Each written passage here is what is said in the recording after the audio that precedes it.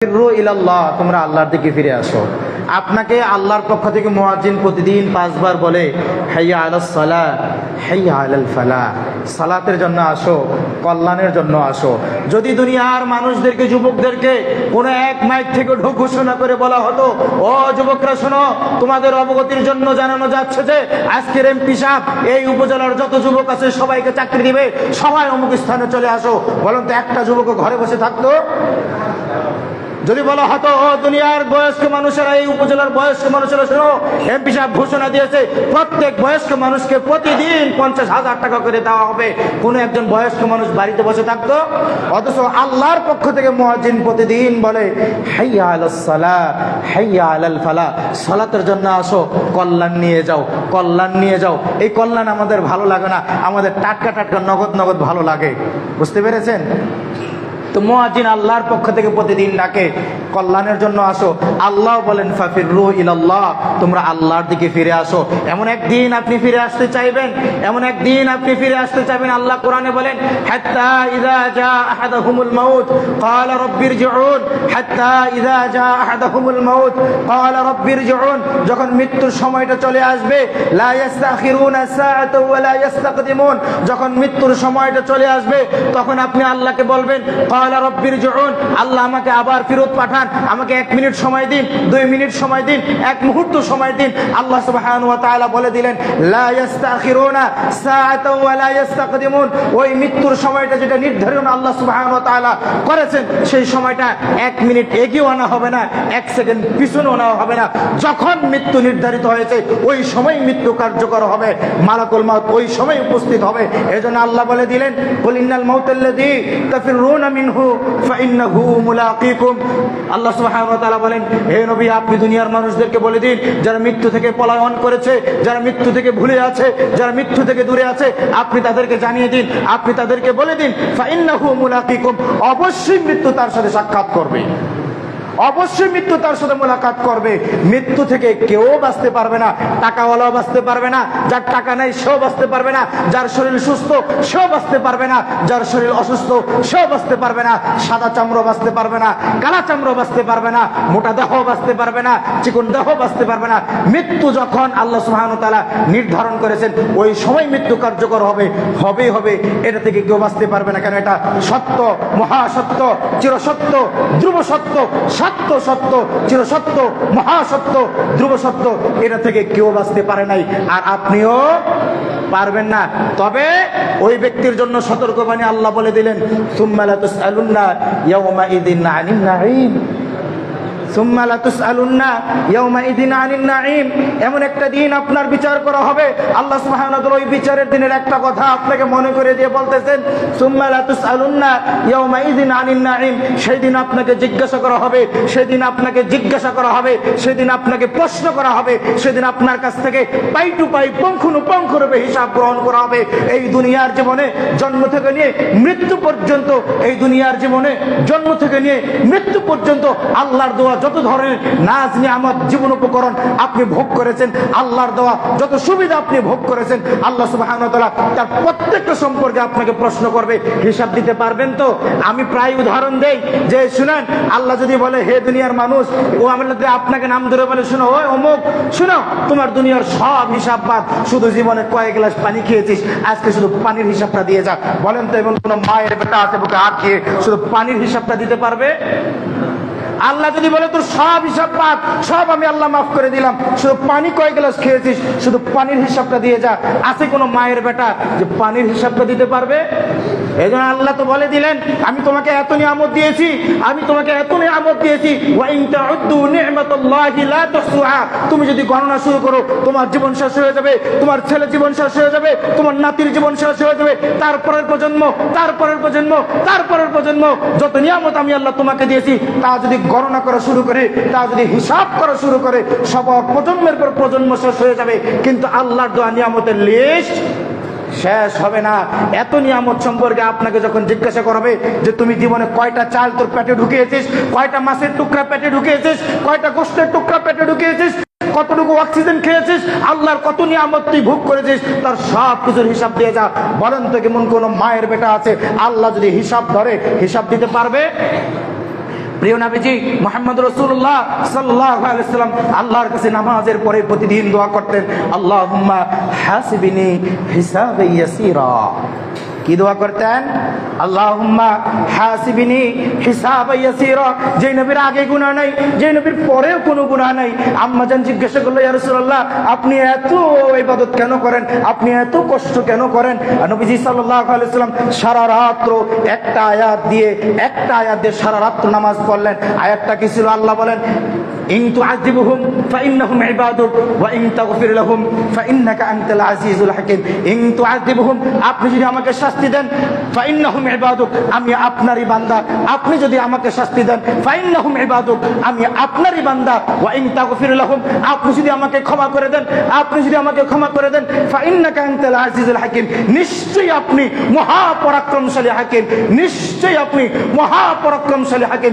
আপনি যদি আমাকে ক্ষমা করে দেন, কেউ নাই আপনাকে জিজ্ঞাসা করবে যে তাকে কেন ক্ষমা করলেন, কারণ আপনি হচ্ছেন ফাআলুল লিমা ইউরিদ, আপনি যা চান তাই করেন, কারো কাছে আপনার জবাবদিহিতা করতে হয় না। এই জন্য নবীজি একটা আয়াত অনুধাবন করে সারা রাত্র নামাজ পড়লেন, ইন তুআযিবুহুম, আপনি যদি আমাকে শাস্তি দেন, ফাইন্নাহুম ইবাদুক, আমি আপনারই বান্দা। ওয়া ইন তাগফির লাহুম, আপনি যদি আমাকে ক্ষমা করে দেন, ফাইন্নাকা আনতাল আজিজুল হাকীম, ফাইন্নাকা আনতাল আজিজুল হাকীম, নিশ্চয়ই আপনি, অবশ্যই আপনি মহাপরাক্রমশালী হাকীম, অবশ্যই আপনি মহাপরাক্রমশালী হাকীম।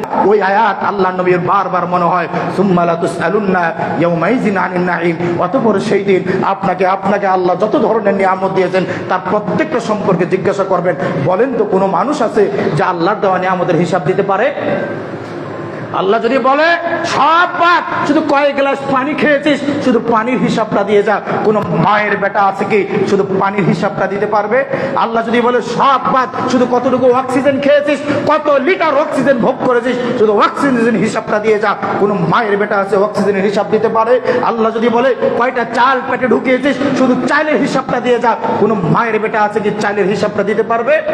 পারবে না। এই জন্য আপনাকেও প্রতিদিন আল্লাহর কাছে দোয়া করতে হবে, আল্লাহুম্মা হাসিবনি হিসাবান ইয়াসীরা, আল্লাহুম্মা হাসিবনি হিসাবান ইয়াসীরা, আল্লাহুম্মা হাসিবনি হিসাবান ইয়াসীরা। আল্লাহ আপনি আমার হিসাবটা সহজ করেন, আল্লাহ আপনি আমাকে বিনা হিসাবে জান্নাতে দেন, আল্লাহ আপনি আমাকে বিনা হিসাবে জান্নাতে দেন, আল্লাহ আপনি আমার হিসাব সহজ করুন, আল্লাহ আপনি আমার হিসাব নেন না। আল্লাহর কাছে প্রতিদিন বলতে হবে। কতটুকু নামাজ পড়েন আর ভাবেন জান্নাতে চলে যাবেন? আল্লাহ বলেন, আম হাসিবতুম আন তাদখুলুল জান্নাহ, আম হাসিবতুম আন তাদখুলুল জান্নাহ, তুমি কি ভাবছো তুমি এমনিতেই জান্নাতে ঢুকে যাবে? তুমি কি ধরে নিয়েছো, তুমি কি হিসাব করে নিয়েছো যে তুমি জান্নাতে ঢুকে গেলে? ওয়ালাম্মা ইয়াতিকুম মাসালুল লাযিনা খালাউ মিন ক্বাবলিকুম, অথচ পূর্ববর্তী জাতিদের মতো, তুলনা করার মতো, উদাহরণ দেওয়ার মতো এমন কোন বড় আযাব, মাসাতহুমুল বাসা ওয়াদ দাররা, এমন কোন কঠিন বিপদ, এমন কোন বড় রোগ তোমার কাছে এখনো আসে নাই, যাতে তুমি ঈমানের পরীক্ষা দিতে পেরেছো, যাতে তুমি সবরের পরীক্ষা দিতে পেরেছো, যেটাকে কেন্দ্র করে আমি তোমাকে জান্নাত দিতে পারি, অথচ তুমি ধরে নিয়েছো তুমি এমনিতেই জান্নাতে চলে যাবা। অন্য আয়াতে আল্লাহ বলেন, আম হাসিবতুম আন তাদখুলুল জান্নাহ ওয়ালাম্মা ইয়ালামিল্লাহু আল্লাযীনা জাহাদু মিনকুম ওয়া ইয়ালামাস সাবিরিন। আল্লাহ বলেন, তুমি কি ধরে নিয়েছো তুমি এমনিতেই জান্নাতে চলে যাবা? তুমি কি ধরে নিয়েছো তুমি এমনিতেই জান্নাতে চলে যাবা? ওয়ালাম্মা ইয়ালামিল্লাহু আল্লাযীনা জাহাদু মিনকুম ওয়া ইয়ালামাস সাবিরিন, অথচ তোমার আমলের মধ্যে এখনো জিহাদ নাই, তোমার আমলের মধ্যে এখনো সবর নাই, তোমার আমলের মধ্যে এখনো জিহাদ নাই, তোমার আমলের মধ্যে এখনো সবর নাই, আর তুমি ধরে নিয়েছো তুমি জান্নাতে চলে যাবা। নামাজ পড়লে জান্নাত সফল কাম হওয়া যায় না। আল্লাহ বলেন, লাইসাল বিররু আন তুওয়াল্লু বুজুহাকুম কিবলাল মাশরিকি ওয়াল মাগরিব। আল্লাহ সুবহানাহু ওয়া তাআলা কুরআনুল কারীমে সূরা আল বাকারার 178 নম্বর আয়াতে বলেন, লাইসাল বিররু আন তুওয়াল্লু বুজুহাকুম কিবলাল মাশরিকি ওয়াল মাগরিব। তুমি কি ভাবছো যে পূর্বে এবং পশ্চিমে সিজদা দিলেই তুমি সফল হয়ে যাবে? তুমি কি ভাবছো পূর্বে এবং পশ্চিমে সিজদা দিলেই তুমি সফল হয়ে যাবে?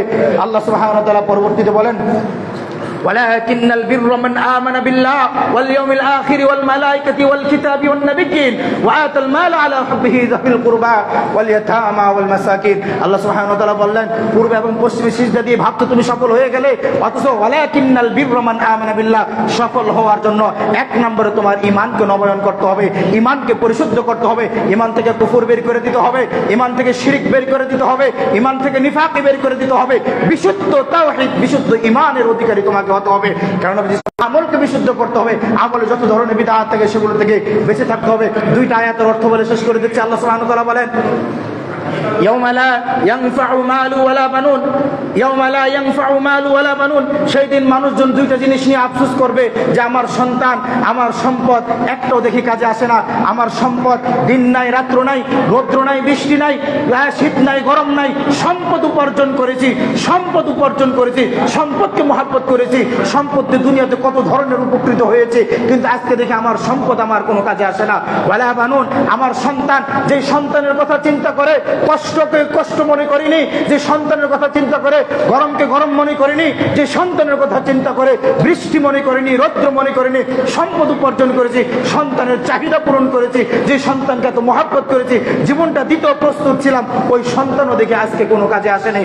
অতঃপর আল্লাহ সুবহানাহু ওয়া তাআলা বলেন, ইল্লা মান আতাল্লাহা বিকলবিন সালিম, ইল্লা মান আতাল্লাহা বিকলবিন সালিম, তবে ওই ব্যক্তি আফসোস করবে না, ওই ব্যক্তি আফসোস করবে না যে ব্যক্তি কলবে সালিম অর্জন করতে পেরেছে, কলবকে পরিশুদ্ধ করতে পেরেছে, কলবকে যে ব্যক্তি পরিশুদ্ধ করতে পেরেছে তার কোনো আফসোস নেই। একটা উদাহরণ দিয়ে শেষ করে দিচ্ছি। আল্লাহ বলেন, আপনার দেহটা সুস্থ না অসুস্থ, এটা সুস্থ দেহ নিয়ে কবরে গেলেন না অসুস্থ দেহ নিয়ে কবরে গেলেন, সুস্থ দেহ নিয়ে কবরে গেলেন না অসুস্থ দেহ নিয়ে কবরে গেলেন, কবর কিন্তু বুঝবে না। আপনার দুইটা হাত আছে না নাই, কবর কিন্তু বুঝবে না। আপনার দুইটা পা আছে না নাই, কবর কিন্তু বুঝবে না। আপনার মাথাটা আছে না নাই, কবর কিন্তু বুঝবে না। আপনি সুস্থ না অসুস্থ, আপনার চামড়া সাদা না কালা, আপনার দেহ মোটা না চিকন, কবর কিন্তু বুঝবে না। কবর এটা ম্যাটারই করে না। আপনি সুস্থ গেলেন না অসুস্থ গেলেন, এটার কোনো ভ্যালু নাই, এটার কোনো পাত্তা নেই। কিন্তু ইল্লা মান আতাল্লাহা বিকলবিন সালিম, কলবকে যদি পরিশুদ্ধ করতে না পারেন, সুস্থ কলবে যদি যেতে না পারেন, কবর কিন্তু মাগার বুঝতে পারবে, কবর কিন্তু বুঝতে পারবে।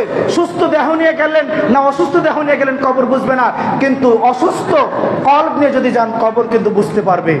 সুস্থ কলব নিয়ে যদি যান, কবর কিন্তু বুঝতে পারবে। এজন্য কবর যদি চান কবর আপনার সাথে ভালো আচরণ করুক, তাহলে অবশ্যই কলবকে পরিশুদ্ধ করতে হবে। নবী সাল্লাল্লাহু আলাইহি ওয়াসাল্লাম বলেন, ইন্না ফিল জাসাদি মুদগা, ইন্না ফিল জাসাদি মুদগা, মানুষ দেহে একটা গোশতের টুকরা আছে, ফাইন সলুহাত সলুহাল জাসাদু কুল্লু, ওই গোশতের টুকরা সুস্থ থাকলে পুরোটা দেহ সুস্থ থাকে। ওয়া ইন ফাসাদাত ফাসাদাল জাসাদু কুল্লু, গোশতের টুকরাটা অসুস্থ হয়ে গেলে পুরোটা দেহ নষ্ট হয়ে যায়। আলা ওয়াহিয়াল কলব, তা হচ্ছে কলব।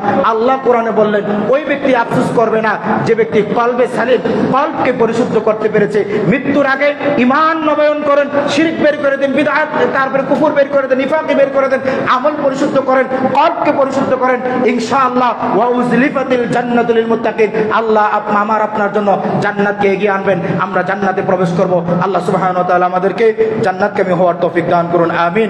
আকুলু কওলি হাযা আস্তাগফিরুল্লাহ লি ওয়া লাকুম ওয়া লিসাইরিল মুসলিমিন ফাস্তাগফিরুহু ইন্নাহু হুয়াল গফুরুর রহিম।